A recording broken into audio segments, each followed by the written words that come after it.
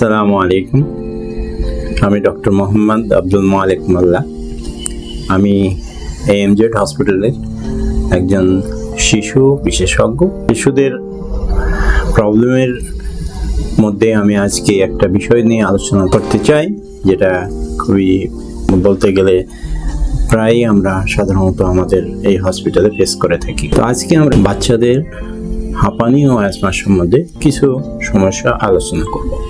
হাঁপানি জিনিসটা কি, এটা যদি প্রথমে বলি, হাঁপানিটা একটা শ্বাসযন্ত্রের অসুখ, যেখানে শ্বাসনালীগুলা ফুলে যায় এবং বাতাস চলাফেরা করতে অসুবিধা হয়, যার জন্য বাচ্চাদের শ্বাসকষ্ট হয় এবং সাধারণত এরা কিছু উপসর্গ নিয়ে আসে, যেটা দেখলে আমরা বলতে পারি সম্ভবত এই বাচ্চার হাঁপানি অথবা অ্যাজমা আছে। উপসর্গগুলা কি কি সেটা যদি একটু বিস্তারিত বলি, এর প্রথম উপসর্গ হচ্ছে কাশি। সাধারণ কাশি সাধারণত 1 সপ্তাহ অথবা 2 সপ্তাহের মধ্যে ভালো হয়ে যায়।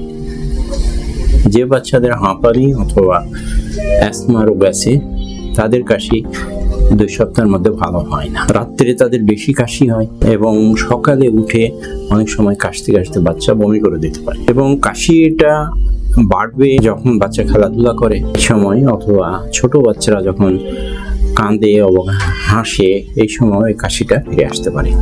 এই সমস্ত উপসর্গগুলা শুনে আমরা বুঝতে পারি সম্ভবত বাচ্চার হাঁপানি অথবা ব্রঙ্কিয়াল অ্যাজমা আছে। দ্বিতীয় উপসর্গ শ্বাসকষ্ট।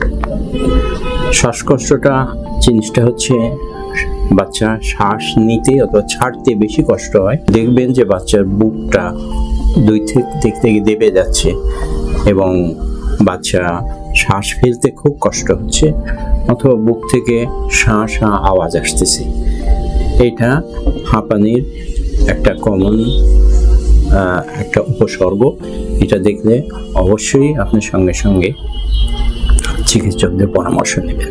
হাঁপানি কেন হয় এখন পর্যন্ত আমরা নির্ণয় করতে পারি নাই হাঁপানির কারণ কি, তবে এটা সাধারণত জেনেটিক কজ থেকে হয়। আর জেনেটিক কজের সঙ্গে এনভায়রনমেন্টাল কজগুলা, যেমন বায়ু দূষণ, ধুলাবালি, তারপরে ফুলের রেণু, এই সমস্ত অ্যালার্জি হলে সাধারণত এই রোগটা হতে পারে। জেনেটিক কজ বলতে সাধারণত ফ্যামিলি মেম্বারদের, খুব নিকট ফ্যামিলি আত্মীয়দের যদি ব্রঙ্কিয়াল অ্যাজমা থাকে, সেই ক্ষেত্রে বাচ্চাদের ব্রঙ্কিয়াল অ্যাজমা হতে পারে। এখন এটা সাধারণত আমরা কিভাবে এটা নির্ণয় করি যে বাচ্চার হাঁপানি আছে? এমন কোনো টেস্ট নাই যেটা দিয়ে সাধারণত এই হাঁপানি নির্ণয় করা যায়। চিকিৎসকগণ সাধারণত রোগজনিত ইতিহাস এবং ফ্যামিলি ইতিহাস অ্যান্ড বাচ্চাদেরকে পরীক্ষা নিরীক্ষা করে এই রোগ নির্ণয় করা হয়। কিছু পরীক্ষা, যেমন একটা বুকের এক্সরে অথবা কিছু রক্ত পরীক্ষা অথবা অ্যালার্জি টেস্ট করা যেতে পারে অন্যান্য রোগ আছে কিনা বাচ্চার, সেটা থেকে এক্সক্লুড করার জন্য। ইম্পর্টেন্ট থিং যেটা বলবো, বাচ্চার এই রোগের চিকিৎসা কি। আনফর্চুনেটলি হাঁপানি রোগের নিরাময় হয় না, কিন্তু এর যে উপসর্গগুলা আমরা ওষুধ দিয়ে এটাকে দাবিয়ে রাখতে পারি। কেননা একটা বাচ্চা সাধারণত সে খেলবে, সে ঘুমাবে, সে এইগুলো যদি না করতে পারে, এটা বাচ্চার জন্য ঠিক না।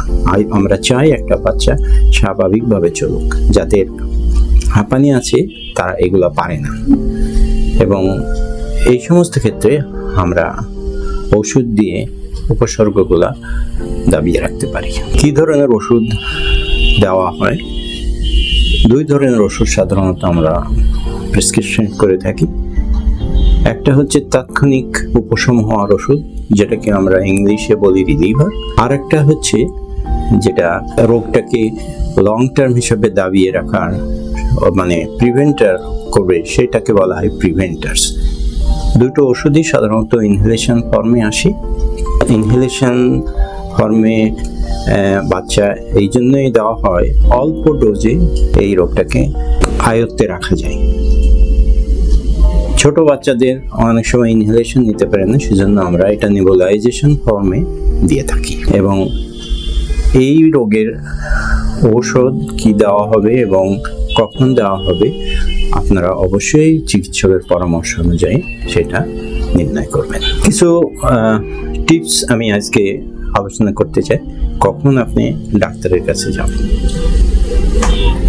যাদের হাঁপানি রোগ আছে, যে কোনো সময় বাচ্চার শ্বাসকষ্ট শুরু হতে পারে।